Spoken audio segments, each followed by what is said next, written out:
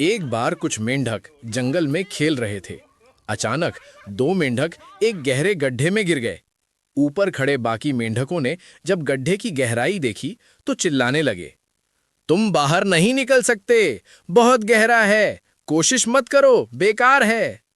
दोनों मेंढक कूद कूद कर बाहर निकलने की कोशिश करने लगे।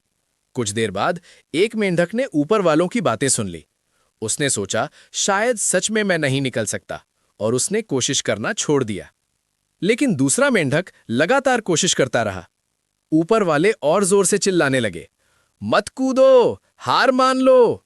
लेकिन वो और तेज कूदने लगा। आखिरकार उसने जोरदार छलांग लगाई और गड्ढे से बाहर निकल आया।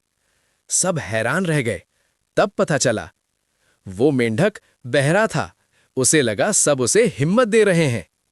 याद रखो, दुनिया आपको रोकेगी, लोग कहेंगे तुमसे नहीं होगा, लेकिन अगर तुमने हार नहीं मानी तो एक दिन वही